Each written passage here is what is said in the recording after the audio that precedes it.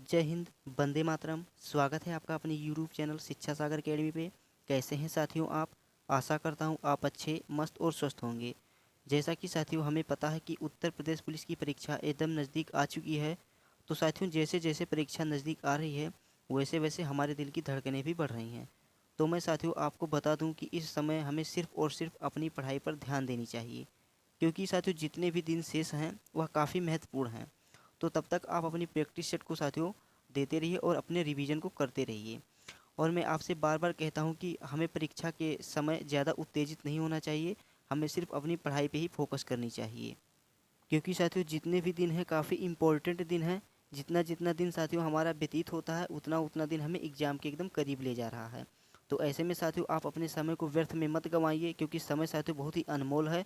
समय की कीमत आपको बाद में जाकर पता चलती है जब आप असफल हो जाते हैं। तो इसीलिए साथियों कहता हूँ कि अभी अपने पास समय है, तो समय को साथियों दुरुपयोग मत कीजिए, इसका सदुपयोग कीजिए। जब आप इसका सदुपयोग करेंगे तो आपको बाद में जाके पता चलेगा कि हाँ, समय कितना महत्वपूर्ण चीज़ होता है।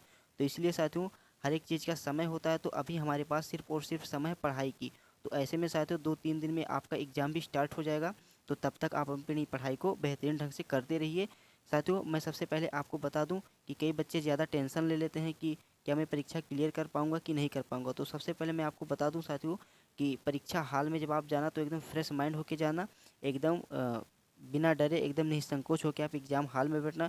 क्योंकि साथियों कई बार क्या होता है कि बच्चे ज़्यादा प्रेशर और टेंशन के साथ एग्ज़ाम में बैठते हैं कि हम एग्ज़ाम को क्लियर कर पाएंगे कि नहीं। तो जब साथियों आप टेंशन और प्रेशर के साथ एग्ज़ाम में बैठते हैं तो ऐसे में आपको आते हुए प्रश्न भी भूल जाते हैं। और यदि आप बिना टेंशन और प्रेशर के एग्ज़ाम में बैठते हैं तो आपको ना आते हुए भी प्रश्न अच्छे से आते हैं और आप अपने एग्ज़ाम को बेहतरीन ढंग से करके आते हैं। तो इसलिए साथियों परीक्षा की सबसे बड़ी ताकत है कि नोट्स का बार बार रिवीजन करना और एकदम फ्रेश माइंड रहना, अपने मन में प्रसन्न रहना। ज़्यादा टेंशन नहीं लेना चाहिए। साथियों आप टेंशन लेके कर भी क्या सकते हैं, क्योंकि यह एक परीक्षा है। आप अपने अगर अपनी तैयारी को बेहतरीन ढंग से किए रहेंगे तो 100% आपको सफलता मिलती रहेगी। तो इसीलिए साथियों बस हमारे हाथ में कुछ नहीं है, हमारे हाथ में सिर्फ और सिर्फ पढ़ाई है। तो हम क्यों ना पढ़ाई करें साथियों। तो हमें डेली अपनी पढ़ाई को मजबूत करनी चाहिए। हमें साथियों एक एक सेकंड अपनी पढ़ाई से दूर नहीं जाना चाहिए, क्योंकि देखिए साथियों 2 या 3 दिन बचे हैं। तो 2 और 3 दिन में साथियों जब आप कुछ भी मत कीजिए, क्योंकि इस समय साथियों सिर्फ और सिर्फ आप अपनी पढ़ाई को कीजिए। मैं ये नहीं कहता कि आप 10 या 12 घंटे पढ़िए, बट हाँ जितने समय में आप पढ़ सकते हैं साथियों, आपको लगता है कि हाँ यह समय मेरे लिए अच्छा है पढ़ने के लिए, उसी समय आप बैठ जाइए पढ़ने के लिए। क्योंकि साथियों जब आपका मन अच्छा रहता है पढ़ने के लिए तभी आपको पढ़ने में मज़ा भी आता है और सभी प्रश्न और उसके उत्तर आसानी से आपको समझ में भी आते हैं। तो इसीलिए साथियों 10 या 12 घंटे आप नहीं पढ़ सकते हैं, लेकिन 4-5 घंटे तो आप अपनी पढ़ाई को डेली देते रहिए। क्योंकि साथियों जब समय चला जाएगा तो समय हमें दोबारा नहीं मिलेगा। तो ऐसे में साथियों आज हम हिंदी के कुछ महत्वपूर्ण प्रश्नों को पढ़ने वाले हैं। जितने भी प्रश्न काफ़ी इंपॉर्टेंट हैं। मैं ये नहीं कहता कि सारे प्रश्न इसी वीडियो से आ जाएंगे, लेकिन हाँ प्रश्न इस प्रकार से हैं कि आपको देख के पता चल जाएगा कि हाँ एग्ज़ाम में किस लेवल के प्रश्न पूछे जाएंगे। तो हिंदी के प्रश्न साथियों काफ़ी इंपॉर्टेंट हैं। और आपको पता भी है कि उत्तर प्रदेश पुलिस के एग्ज़ाम में हिंदी का कितना महत्वपूर्ण रोल होता है। तो साथियों चलिए अब हम बिना किसी देरी के क्लास की ओर बढ़ते हैं। उससे पहले मैं आपसे बता दूं कि साथियों आप वीडियो को बिना स्किप किए वीडियो को पूरा देखिएगा, तभी आपको सभी प्रश्न अच्छे से समझ में आएंगे। तो क्लास काफ़ी इंपॉर्टेंट होने वाली है। तो आप जितना हो सके इस वीडियो का लिंक अपने दोस्तों के पास शेयर कर दीजिए। जितने भी आपके दोस्त उत्तर प्रदेश पुलिस एग्ज़ाम की तैयारी कर रहे हैं उनके लिए यह वीडियो काफ़ी इंपॉर्टेंट होने वाली है। तो उनके पास पहले साथियों आप वीडियो को शेयर कर दीजिएगा। और यदि आप चैनल पर नए हैं तो चैनल को सब्सक्राइब कर लेना। तो चलिए अब हम बिना किसी देरी के क्लास की ओर बढ़ते हैं साथियों। स्क्रीन पे आपको प्रश्न नंबर 1 दिख रहा होगा। प्रश्न है कि आचार्यों ने कहा है कि अहिंसा ही परम धर्म है, तो संरचना के आधार पर वाक्य का भेद बताइए। बहुत ही इंपॉर्टेंट प्रश्न है साथियों। प्रश्न नंबर 1 बोला है कि आचार्यों ने कहा है कि अहिंसा ही परम धर्म है। क्या है? तो अहिंसा ही परम धर्म है। अब बोला कि इस संरचना के आधार पर वाक्य में भेद बताइए। तो ये कौन सा वाक्य है साथियों? सरल वाक्य है या उपवाक्य है या संयुक्त वाक्य या मिश्र वाक्य है? तो देखिए सबसे पहले मैं आपको बता दूं कि यदि आपको कहीं भी वाक्यों में कि क्या आ जाए साथियों, तो कि या क्योंकि ये शब्द यदि आपको कहीं पे दिख जाए तो वहाँ पे साथियों हमें क्या लगाना है? तो हमें मिश्र वाक्य लगाना है। हमारा क्या हो जाएगा? तो मिश्र वाक्य हो जाएगा। क्योंकि देखिए आपने प्रश्न क्या बोला कि आचार्यों ने कहा है कि, यहाँ पे क्या है साथियों? कि। तो की है साथियों जो जहाँ पे की और क्योंकि का संबंध हो जाए तो वहाँ पे साथियों क्या आता है? तो मिश्र वाक्य आता है। तो इसलिए ऑप्शन नंबर डी इसका सही उत्तर हो जाएगा साथियों। Option number D is the right answer. आचार्यों ने कहा है कि अहिंसा ही परम धर्म है, संरचना के आधार पर वाक्य में भेद बताइए। तो इसमें उत्तर हो जाएगा साथियों मिश्र वाक्य है। चलिए प्रश्न नंबर 2 की ओर बढ़ते हैं। नेक्स्ट प्रश्न है साथियों पर्यायवाची से संबंधित प्रश्न है। एग्जाम में साथियों पर्यायवाची से भी संबंधित प्रश्न पूछे जाते हैं। तो देखिए प्रश्न क्या है कि मित्र का पर्यायवाची शब्द नहीं है। यहाँ पे साथियों बोला है कि मित्र का पर्यायवाची शब्द नहीं है, हमें मित्र का पर्यायवाची शब्द नहीं बताना है। तो देखिए साथियों मित्र का पर्यायवाची होता है संगी भी होता है, मिति भी होता है और सपक्ष भी होता है। ये तीनों साथियों क्या है तो मित्र के पर्यायवाची हैं। बट जो यहाँ पे मग है साथियों ऑप्शन नंबर सी, मग जो है यह मित्र का पर्यायवाची नहीं, इसीलिए ऑप्शन नंबर सी सही उत्तर हो जाएगा क्योंकि हम मित्र का पर्यायवाची नहीं है। बाकी संगी, मित और सपक्ष ये तीनों साथियों क्या हैं तो मित्र के पर्यायवाची हैं। साथियों मित्र से आपको तीन तीन पर्यायवाची याद हो गए, एक तो संगी, एक मित और एक सपक्ष। ये तीनों साथियों किसके तो मित्र के पर्यायवाची हैं। चलिए अगले प्रश्न की ओर बढ़ते हैं। साथियों स्क्रीन पे प्रश्न नंबर 3 दिख रहा है। प्रश्न की उन्मूलन का विलोम क्या है। बहुत ही अच्छा प्रश्न है साथियों, उन्मूलन का विलोम पूछा गया है। काफ़ी इंपॉर्टेंट प्रश्न है साथियों, स्टार लगा के चलिए, हो सकता है एग्जाम में प्रश्न पूछ ले कि उन्मूलन का विलोम क्या है। तो देखिए साथियों उन्मूलन का विलोम होता है, क्या होता है तो रोपड़ होता है। क्या होता है तो रोपड़ होता है साथियों उन्मूलन का विलोम। Option number C is the right answer साथियों, उन्मूलन का विलोम रोपड़ हो जाएगा। नेक्स्ट प्रश्न है साथियों प्रश्न नंबर 4 है। आज साथियों हम टॉप 36 प्रश्न लिए हैं। तो टॉप 36 प्रश्नों का उत्तर आप भी अपने मन में टिक करते चलिएगा। आप वीडियो को इस प्रकार देखिएगा आप कि मैं एग्ज़ाम हॉल में बैठा हूँ और एग्ज़ाम हॉल में बैठ के प्रश्न को सॉल्व कर रहा हूँ। इस प्रकार से आप अगर वीडियो देखेंगे तो साथियों आपको बहुत ही मज़ा आने वाला है। और लास्ट में साथियों टॉप 36 प्रश्न हम करेंगे। तो आप 36 प्रश्न में से कितने प्रश्न सही किए या इसका उत्तर साथियों आप कमेंट में ज़रूर बताना कि हमने 36 प्रश्न में से कितने प्रश्न सही किए थे। तो देखिए साथियों प्रश्न नंबर 4 है। प्रश्न है कि निम्नलिखित में से सही संधि विच्छेद है, यानी इनमें से कौन सा संधि विच्छेद सही है इसके बारे में हमें बताना। तो देखिए साथियों ऑप्शन ए है अंतः प्लस निहित, तो क्या हो गया तो अंतर्निहित, ये भी साथियों सही है। ऑप्शन नंबर बी है पुनः गठन, तो पुनर्गठन होता है, यह भी सही है साथियों। ऑप्शन नंबर सी प्रातः प्लस अर्चना, तो क्या हो जाएगा साथियों प्रातः अर्चना, क्या हो जाएगा तो प्रातः अर्चना, तो ये भी साथियों इसका संधि विच्छेद सही बैठ रहा है। तो ऑप्शन डी है उपयुक्त, तो सभी सही हैं। तो ऑप्शन नंबर डी ही हमारा सही हो जाएगा क्योंकि साथियों जो तीनों ऑप्शन हैं तीनों ऑप्शन सही हैं, तो इसीलिए option number D is the right answer, उपयुक्त सभी सही हैं। चलिए अगले प्रश्न की ओर बढ़ते हैं। काफ़ी अच्छा प्रश्न था साथियों, यदि आपको क्लास अच्छी लग रही है तो प्लीज़ आप वीडियो को लाइक कर दीजिएगा। साथ ही अगर आप चैनल पर नए हैं तो चैनल को सब्सक्राइब करके बेल आइकन को ऑन कर देना और इस वीडियो का लिंक अपने दोस्तों के पास शेयर करना मत भूलिएगा। चलिए अगले प्रश्न की ओर बढ़ते हैं। नेक्स्ट प्रश्न है साथियों प्रश्न नंबर 5 है। प्रश्न की भैंस के आगे बीन बजाना, काफ़ी इंपॉर्टेंट प्रश्न है। देखिए साथियों जो भैंस के आगे बीन बजाना, तो ये साथियों क्या हो जाएगा, चार ऑप्शन है, चारों ऑप्शन एक समान लग रहे हैं, लेकिन साथियों बहुत ही अच्छा प्रश्न। देखिए ऑप्शन ए बोला है समय नष्ट करना, ये भी गलत है साथियों।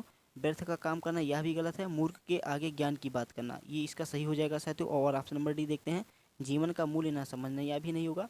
तो देखिए साथियों जो भैंस के आगे बीन बजाता है तो इसका मतलब है कि मूर्ख के आगे ज्ञान की बात करता है।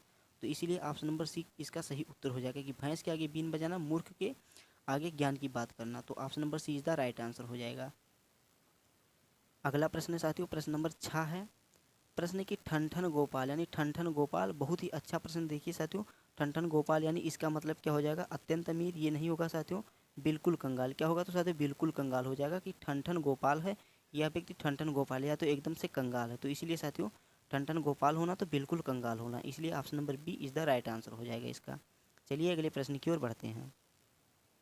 अगला प्रश्न है साथियों प्रश्न नंबर 7 है। प्रश्न की पत्थर की लकीर क्या है तो साथियों पत्थर की लकीर, तो इसका क्या हो जाएगा वाक्यांश के लिए एक शब्द साथियों, तो ये हो जाएगा साथियों अमिट बात। क्या हो जाएगा तो अमिट बात, यानी पत्थर की लकीर अमिट बात, जिसको दोबारा से मिटाना जा सके, जो बात कह दी जाए वह एकदम रखी जा सके साथियों, तो उसे क्या कहते हैं हम पत्थर की लकीर कहते हैं कि जो बात बोल दी गई तो यहीं रहेगी। तो इसलिए साथियों कहते हैं अमिट बात। तो ऑप्शन नंबर ए इसका सही उत्तर हो जाएगा कि पत्थर की लकीर है, इसकी बात तो अमिट बात है। चलिए प्रश्न नंबर 8 की ओर बढ़ते हैं। प्रश्न नंबर 8 है साथियों प्रश्न की दोपहर का समय, तो साथियों बहुत ही अच्छा प्रश्न। दोपहर के समय को हम क्या कहते हैं तो इसको कहते हैं मध्याह्न, क्या कहते हैं तो मध्याह्न कहते हैं, दोपहर के समय को मध्याह्न कहा जाता है। नेक्स्ट प्रश्न है प्रश्न नंबर 10 है। प्रश्न है साथियों जो अधिक व्यय ना करता हो। देखिए साथियों जो अधिक व्यय ना खर्चा हो, एक प्रकार से साथियों जो व्यक्ति अत्यधिक खर्चा ना करता हो, क्या ना करता हो तो साथियों खर्चा ना करता हो, यानी जो खर्चा ना करता हो तो उसे क्या कहते हैं, उसे कहते हैं साथियों मित व्ययी। क्या कहेंगे तो मित व्ययी कहेंगे। जो व्यक्ति अधिक व्यय ना करता हो, यानी जो व्यक्ति अधिक खर्चा ना करता हो तो उसे कहते हैं मित व्ययी। क्या है तो यह मित व्ययी है, इसीलिए option number D is the right answer हो जाएगा। नेक्स्ट प्रश्न है प्रश्न नंबर 11 है साथियों। प्रश्न की जो पृथ्वी से संबंधित हो, जो साथियों किससे संबंधित हो तो पृथ्वी से संबंधित हो, तो उसको क्या कहते हैं जड़, ये तो साथियों पेड़ हो जाएगा। अलौकिक यह भी नहीं होगा, पृथ्वी यह भी नहीं होगा साथियों। क्या होगा तो पार्थिव होगा, क्या होगा तो पार्थिव हो जो होगा साथियों वो पृथ्वी से संबंधित होता है तो उसे हम क्या कहते हैं, पार्थिव कहते हैं। तो option number A is the right answer. जो पृथ्वी से संबंधित हो उसे हम पार्थिव कहते हैं। अगला प्रश्न है साथियों, प्रश्न नंबर 12 है, अलंकार से संबंधित प्रश्न है। काफ़ी इंपॉर्टेंट प्रश्न है, इससे संबंधित प्रश्न एग्जाम में जरूर पूछे जाते हैं साथियों, तो इसलिए आप अलंकार वाले प्रश्न को जरूर पढ़ के जाइएगा। देखिए प्रश्न बोला है कि काली घटा का घमंड घटा, क्या तो साथियों काली घटा का घमंड घटा। तो साथियों जहाँ पे शब्दों की आवृत्ति बार बार हो तो उसको हम क्या कहते हैं, यमक अलंकार कहते हैं। क्या कहते हैं, तो यमक अलंकार कहते हैं। तो काली घटा का घमंड घटा, इसमें साथियों क्या है, तो यमक अलंकार है। कौन सा अलंकार, तो साथियों यमक अलंकार है। Option number A is the right answer हो जाएगा। नेक्स्ट प्रश्न है साथियों, प्रश्न नंबर 13 है, प्रश्न की आविर्भाव शब्द का विलोम। साथियों देखिए आविर्भाव शब्द का विलोम क्या होता है, इंपॉर्टेंट है, इसको साथियों इंपॉर्टेंट है। यदि एग्जामिनर बढ़िया मूड में रहेगा तो साथियों ऐसे प्रश्न की डिमांड आपसे कर सकता है। प्रश्न की आविर्भाव शब्द का विलोम क्या होगा, तो साथियों देखिए इसका विलोम हो जाएगा तिरोभाव। क्या होता है, तो तिरोभाव होता है। आविर्भाव शब्द का विलोम तिरोभाव हो जाएगा। तो option number D is the right answer होगा। साथियों स्क्रीन पे प्रश्न नंबर 14 दिखाई दिया है। प्रश्न है कि निम्नलिखित शब्दों में से तत्सम शब्द का चयन कीजिए। साथियों प्रश्न है, निम्नलिखित शब्दों में से तत्सम शब्द का चयन कीजिए। बहुत ही इंपॉर्टेंट प्रश्न है साथियों, प्रश्न ध्यान से पढ़िएगा। तत्सम शब्द का हमें प्रयोग करना है। तो देखिए साथियों तीखा, अटारी और गहरा, ये सब साथियों क्या है, तो ये सब साथियों हमारे तद्भव शब्द हैं। कौन से, तो तद्भव है। तो जो निकृष्ट है साथियों, निकृष्ट हमारा तत्सम शब्द हो जाएगा। तो ऑप्शन नंबर सी इसका सही उत्तर हो जाएगा। निकृष्ट साथियों तत्सम शब्द है, तो option C is the right answer होगा। बाकी तीखा, अटारी और गहरा ये सब हमारे क्या है, तो तद्भव शब्द हैं। निकृष्ट हमारा तत्सम हो जाएगा। अगला प्रश्न साथियों, अब यहाँ पे हमसे तद्भव शब्द पूछ लिया गया है। तो प्रश्न की निम्नलिखित शब्दों में से तद्भव शब्द का चयन कीजिए। तो देखिए साथियों तद्भव शब्द हमें निकालना है। तो हमारा क्या, प्यास जो है साथियों यह तद्भव हो जाएगा। क्या हो जाएगा, तो प्यास जो है ऑप्शन नंबर ए तद्भव हो जाएगा। बाकी प्रांगण, उद्योग और आश्रम ये तीनों साथियों क्या है, तो हमारे तत्सम है। क्या है, तो ये हमारे साथियों तत्सम शब्द हैं। कौन से शब्द हैं, तो तत्सम शब्द हो जाएंगे। बाकी प्यास हमारा तद्भव है, इंपॉर्टेंट है साथियों, एग्जाम में पूछा जा सकता है।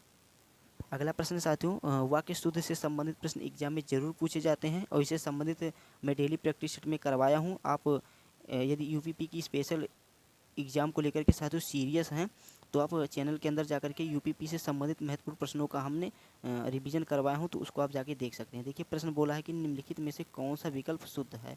देखिए साथियों इसमें से कौन सा विकल्प शुद्ध है, यानी वाल्मीकि को किस प्रकार से लिखा जाएगा।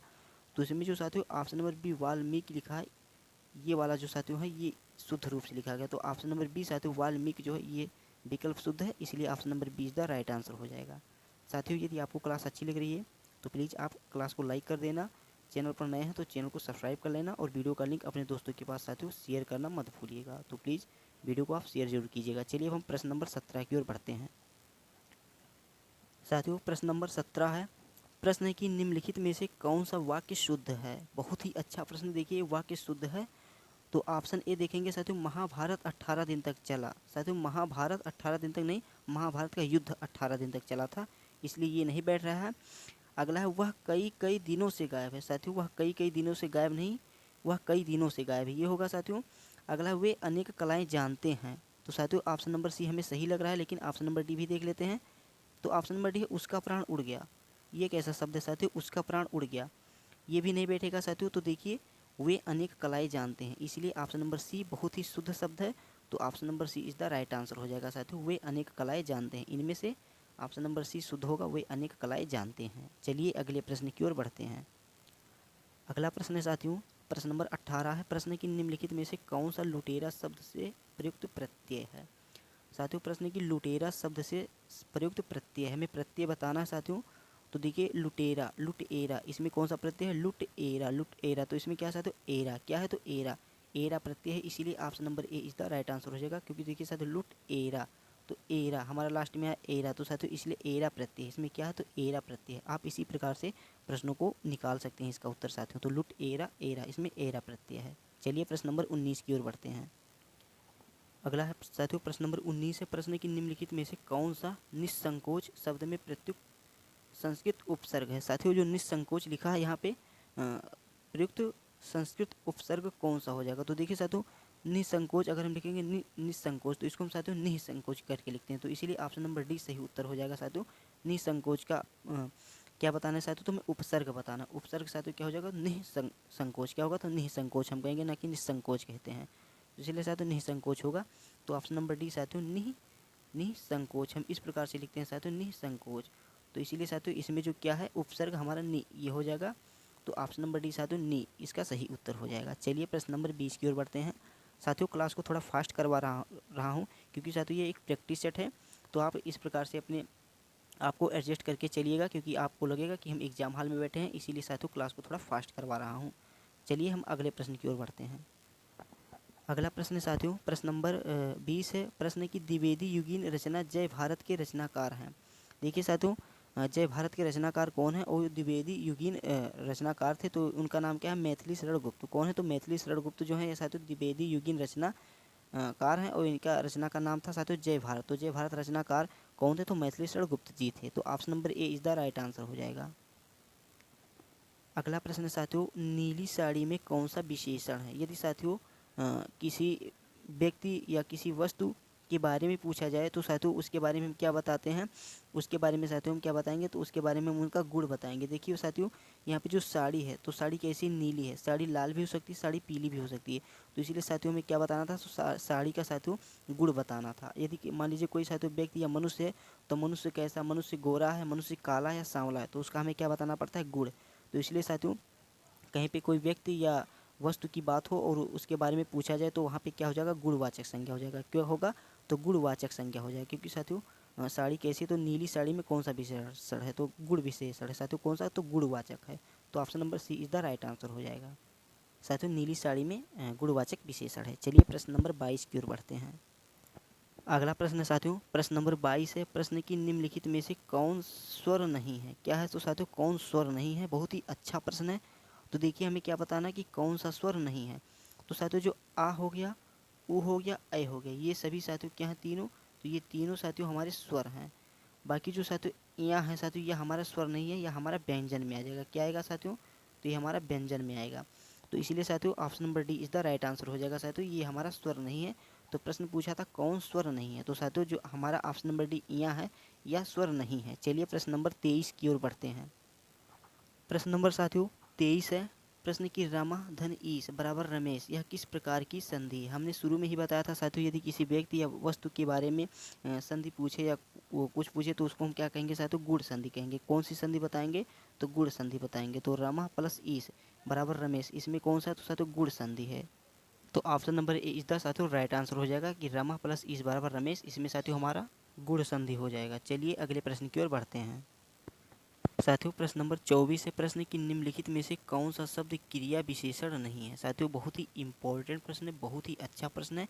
स्टार लगा कि चलिए ऐसे प्रश्न एग्जाम में जरूर पूछे जा सकते हैं। प्रश्न की निम्नलिखित में से कौन सा शब्द क्रिया विशेषण है। तो देखिए साथियों ऑप्शन ए है तेज, ऑप्शन बी है बुद्धिमान, ऑप्शन सी है मीठा और ऑप्शन नंबर डी है पहला। तो देखिए साथियों इसका राइट आंसर क्या हो जाएगा कि कौन सा शब्द क्रिया विशेषण है। तो देखिए साथियों यदि तेज है तो तेज तो कई लोग क्या होते हैं तेज दौड़ते हैं, तेज बोलते हैं। क्या होता है साथियों तेज बोलना, तेज दौड़ना, तो ये सब साथियों क्या है तेज। तो ये हमारा क्रिया विशेषण हो जाएगा। जो हमारे क्रिया की विशेषता बताता हो तो साथियों क्रिया विशेषण हो जाएगा। तो इसलिए साथियों तेज जो है यह हमारा क्रिया विशेषण है। तो option number A is the right answer हो जाएगा। तो साथियों कौन सा शब्द क्रिया विशेषण है तो इसमें तेज जो है साथियों यह क्रिया विशेषण हो जाएगा। अगला प्रश्न साथियों नेक्स्ट प्रश्न प्रश्न नंबर 25 है कि तरंग शब्द का पर्यायवाची है। साथियों प्रश्न है कि तरंग शब्द का पर्यायवाची है। तो साथियों तरंग शब्द का पर्यायवाची क्या हो जाएगा तो यह हो जाएगा साथियों उर्मी। क्या हो जाएगा तो उर्मी जो है साथियों उर्मी यह तरंग शब्द का पर्यायवाची है। तो option number D is the right answer हो जाएगा कि तरंग शब्द का पर्यायवाची उर्मी हो है। चलिए प्रश्न नंबर 26 की ओर बढ़ते हैं। अगला प्रश्न साथियों प्रश्न नंबर 26 है। काफ़ी अच्छा प्रश्न है, बहुत ही आसान प्रश्न है साथियों। देखिए प्रश्न क्या है कि जो शब्द क्रिया की विशेषता बताते हैं उन्हें कहते हैं, उन्हें क्या कहते हैं साथियों तो जो क्रिया की विशेषता बताता है तो उसे हम क्रिया विशेषण कहते हैं। क्या कहते हैं तो क्रिया विशेषण कहते हैं। तो option number C is the right answer हो जाएगा कि जो शब्द क्रिया की विशेषता बताते हैं उन्हें हम क्रिया विशेषण कहते हैं। चलिए अगले प्रश्न की ओर बढ़ते हैं। साथियों हम प्रश्न करते हुए प्रश्न 26 पे आ चुके हैं। अब हमारे पास टोटल 10 प्रश्न और बचे हैं। तो आप इसका उत्तर आप अपने हिसाब से आप भी टिक करते चलिएगा और लास्ट में आप कमेंट में ज़रूर बताना कि आपने कितने प्रश्न सही किए हैं। तो आप कमेंट में ज़रूर बताना साथियों। आप वीडियो को इस प्रकार देखिए कि आप ऐसा समझ के देखिए कि मैं एग्ज़ाम हॉल में बैठा हूँ और मुझे ये प्रश्न एग्ज़ाम हॉल में मिल रहे हैं।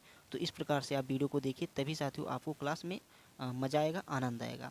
तो हम प्रश्न करते हुए साथियों प्रश्न 26 पे आ चुके हैं। अब हमारे पास केवल 10 प्रश्न और बचे हैं।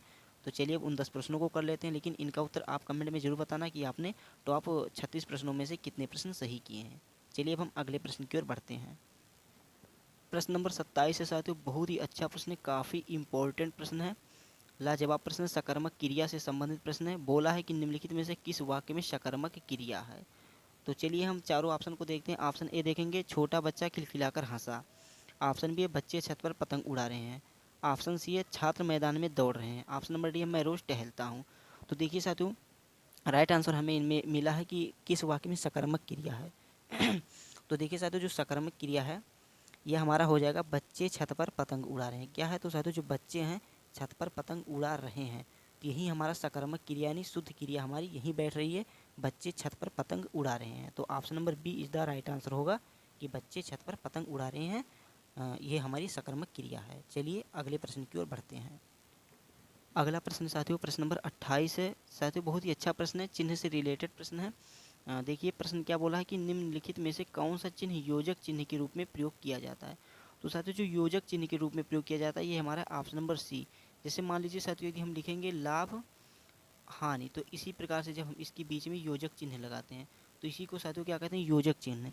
तो यही पूछा कि कौन सा चिन्ह योजक चिन्ह के रूप में प्रयोग किया जाता है, तो ऑप्शन नंबर सी जो है साथियों, इसे हम योजक चिन्ह के रूप में प्रयोग करते हैं। अगला प्रश्न है साथियों प्रश्न नंबर 29 है। प्रश्न है कि निम्नलिखित में से कौन से वाक्य में अपूर्ण वर्तमान काल का प्रयोग हुआ है। साथियों प्रश्न है कि निम्नलिखित में से कौन से वाक्य में अपूर्ण वर्तमान काल का प्रयोग हुआ है, यानी साथियों कार्य अभी पूरा नहीं हुआ है। साथियों अपूर्ण है लेकिन वर्तमान काल का प्रयोग है इसमें। तो देखिए ऑप्शन ए है, पार्थ खेलता है, या नहीं होगा साथियों। ऑप्शन बी है, पार्थ खेल रहा है, तो ये साथियों अपूर्ण वर्तमान काल हमारा है। तो इसीलिए साथियों ऑप्शन नंबर बी हमारा सही उत्तर हो जाएगा कि पार्थ खेल रहा है, तो इसमें साथियों अपूर्ण वर्तमान काल का प्रयोग हुआ है। तो option number B is the right answer हो जाएगा। चलिए प्रश्न नंबर 30 की ओर बढ़ते हैं। अगला प्रश्न साथियों प्रश्न नंबर 30 है। प्रश्न क्या है साथियों, निम्नलिखित में से कौन से वाक्य में संदिग्ध भूतकाल का प्रयोग हुआ है। साथियों जो क्या है तो संदिग्ध भूतकाल का प्रयोग हुआ है। बहुत ध्यान से प्रश्न को पढ़िएगा साथियों कि कौन से वाक्य में संदिग्ध भूतकाल का प्रयोग हुआ है। ऑप्शन ए है, मैंने निबंध लिखा है। ऑप्शन बी है, मैंने निबंध लिखा। ऑप्शन सी, मैंने निबंध लिखा होगा। और ऑप्शन नंबर डी है साथियों, यदि मैंने निबंध लिखा होता तो मुझे इनाम अवश्य मिलता। देखिए साथियों प्रश्न किस प्रकार से पूछा है, देखिए संदिग्ध भूतकाल का प्रयोग हुआ और चारों ऑप्शन रिलेटेड हो रहे हैं। तो साथियों इसका सही उत्तर क्या हो जाएगा, देखिए मैंने सॉरी साथियों क्या है कि वाक्य में संदिग्ध भूतकाल का प्रयोग हुआ, तो संदिग्ध भूतकाल का प्रयोग होगा साथियों, मैंने निबंध लिखा होगा। मैंने निबंध लिखा होगा साथियों, तो इसलिए साथियों यह संदिग्ध भूतकाल का प्रयोग हो रहा है। तो option number C is the right answer हो जाएगा। चलिए अगले प्रश्न की ओर बढ़ते हैं। साथियों प्रश्न नंबर 31 है। प्रश्न की अपहरण में किस उपसर्ग का प्रयोग हुआ है। बहुत ही अच्छा प्रश्न है, इंपॉर्टेंट प्रश्न। देखिए प्रत्यय और उपसर्ग से संबंधित प्रश्न एग्जाम में जरूर पूछे जाएंगे, तो आप इसको रिवीजन कर लीजिएगा तभी जाइएगा साथियों, क्योंकि प्रत्यय और उपसर्ग से संबंधित एग्जाम में प्रश्न पूछे जाएंगे। तो साथियों अपहरण में किस उपसर्ग का प्रयोग हुआ, तो इसमें साथियों अप उपसर्ग का, किसका तो अप उपसर्ग का प्रयोग हुआ है। तो अपहरण में साथियों क्या हो जाएगा, तो अप हो जाएगा। चलिए प्रश्न नंबर 32 की ओर बढ़ते हैं। अगला प्रश्न साथियों, अब यहाँ पे प्रत्यय पूछ लिया है, तो देखिए साथियों बुराई में लगा प्रत्यय क्या है। तो साथियों बुराई में लगा प्रत्यय हमारा क्या हो जाएगा, तो आई हो जाएगा। क्या हो जाएगा, तो आई। तो ऑप्शन नंबर सी जो है ये इसका सही उत्तर हो जाएगा कि बुराई में लगा प्रत्यय है हमारा आई। तो option number C is the right answer होगा। अगला प्रश्न साथियों, पहले तो इसको स्टार लगा के चलिए और इम्पोर्टेंट लिखिए, क्योंकि ऐसे सम प्रश्न एग्जाम में जरूर पूछे जाएंगे। तो देखिए प्रश्न है, प्रश्न नंबर 33 है, वहाँ कौन खड़ा है। वाक्य में सर्वनाम का भेद है। देखिए बहुत ही अच्छा प्रश्न है, ध्यान से पढ़िए साथियों। वहाँ कौन खड़ा है, वहाँ पे कौन खड़ा है, तो देखिए साथियों वहाँ कौन खड़ा है, तो इसमें कौन सा सर्वनाम का भेद है, तो साथियों वहाँ पे है साथियों प्रश्नवाचक सर्वनाम। कौन सा, तो प्रश्नवाचक सर्वनाम, क्योंकि वहाँ कौन खड़ा है सीधा सीधा है साथियों, इस प्रकार से लग रहा है कि प्रश्न पूछ रहा है, तो इसीलिए साथियों यहाँ पे प्रश्नवाचक सर्वनाम हो जाएगा। तो ऑप्शन नंबर बी इसका राइट आंसर होगा कि वहाँ कौन खड़ा है, तो प्रश्नवाचक सर्वनाम हो जाएगा। प्रश्न नंबर 35 है साथियों, हमें पूछा केवल प्रश्न दे दिया है टेढ़ा। टेढ़ा का हमें क्या बताना है साथियों, इसका हमें इसमें बताना है विलोम। क्या बताना है, तो साथियों विलोम बताना। तो देखिए साथियों टेढ़ा का विलोम क्या होता है, ऑप्शन ए है घूमा, ऑप्शन बी है वक्र, और ऑप्शन नंबर सी है कुटिल, और ऑप्शन नंबर डी है बंक। तो देखिए साथियों टेढ़ा और घूमा ये दोनों अलग अलग होते हैं, इसको आप ध्यान में रखिएगा कि टेढ़ा और घूमा ये साथियों क्या है, तो ये अलग अलग हैं। तो इसीलिए साथियों टेढ़ा का विलोम हो जाएगा घूमा हो जाएगा। तो इसीलिए option number A is the right answer हो जाएगा कि टेढ़ा का विलोम घूमा होता है। तो option number A is the सही उत्तर। चलिए प्रश्न नंबर 36 की ओर बढ़ते हैं। प्रश्न नंबर 36 है आज का अंतिम प्रश्न है साथियों। प्रश्न है कि निम्नलिखित प्रश्नों के सर्वोत्तम विलोम पहचानिए। बहुत ही अच्छा प्रश्न है। तो देखिए अल्प, अल्प का विलोम क्या होगा साथियों? तो अल्प का मतलब होता है कम, तो इसका विलोम क्या हो जाएगा? बहु। बहु का मतलब होता है साथियों बहुत, क्या होता है? तो बहुत होता है। तो option number C is the right answer हो जाएगा। तो साथियों हमें पूछा था कि अल्प का विलोम क्या होगा, तो साथियों अल्प का विलोम हो जाएगा हमारा बहु। तो बस साथियों प्रश्न यहीं तक थे। आशा करता हूँ आपको क्लास अच्छी लगी होगी। यदि आपको क्लास अच्छी लगी है तो प्लीज़ आप वीडियो को लाइक कर दीजिए। साथ ही अगर आप चैनल पर नए हैं तो चैनल को साथियों सब्सक्राइब कर लीजिए और इस वीडियो का लिंक अपने दोस्तों के पास शेयर करना मत भूलिएगा। और आप टॉप 36 में से कितने प्रश्न सही किए इसका उत्तर आप कमेंट में ज़रूर बताइए साथियों। मैं आपके डेली कमेंट को देखता रहता हूँ, तो प्लीज़ साथियों आप कमेंट में ज़रूर बताना, जिससे मुझे भी पता चलेगा कि हाँ बच्चे किस प्रकार से तैयारी कर रहे हैं हमारे, और अपनी पढ़ाई को कैसे वो मजबूती की ओर ले जा रहे हैं। तो प्लीज़ साथियों आप कमेंट में ज़रूर बताना कि आपने टॉप 36 प्रश्न में से कितने प्रश्न सही किए हैं। मैं आपके कमेंट को देखता रहूँगा, तो कमेंट में ज़रूर बताना। और क्लास कैसी लगी, क्लास के बारे में भी बताना। तो बस साथियों प्रश्न यहीं तक थे। आशा करता हूँ क्लास अच्छा लगा होगा। कल वाली वीडियो साथियों आपकी आएगी, उसमें आपको साथियों क्या मिलेगा? उसमें आपको हिंदी, जीके और रीजनिंग, ये तीनों चीज़ एक साथ मिलने वाले हैं। तो कल वाली क्लास साथियों काफ़ी इंपॉर्टेंट होने वाली है। आपके एग्ज़ाम से पहले साथियों क्लास आ जाएगी, तो प्लीज़ आप वो क्लास देख के जाइएगा। तो साथियों कल वाली क्लास बहुत ही इंपॉर्टेंट होने वाली है। तो आज हम साथियों केवल हिंदी के टॉप 36 प्रश्नों को ही करे हैं, और कल में हम करेंगे साथियों हिंदी के प्रश्न, जीके के और रीजनिंग के टॉप 20-20 प्रश्न सभी के करेंगे साथियों। लेकिन जितने प्रश्न रहेंगे काफ़ी इंपॉर्टेंट और एग्जाम से संबंधित प्रश्न रहेंगे, तो वाली वीडियो आप जरूर देख के जाइएगा। तो चलिए साथियों आज की वीडियो को यहीं पे हम विराम देते हैं। मिलेंगे कल वाली वीडियो में। कल वाली वीडियो काफ़ी शानदार रहने वाली है, तो कल वाली वीडियो में जुड़ना मत भूलिएगा। तो चलिए साथियों मिलते हैं कल वाली वीडियो में। तब तक के लिए जय हिंद, जय Bharat, Vande Mataram, take care, bye bye. अपना ख्याल रखना, मस्त रहना और पढ़ाई को अपने जारी रखना। चलिए मिलते हैं कल वाली वीडियो में। तब तक के लिए जय हिंद, जय भारत, वंदे मातरम।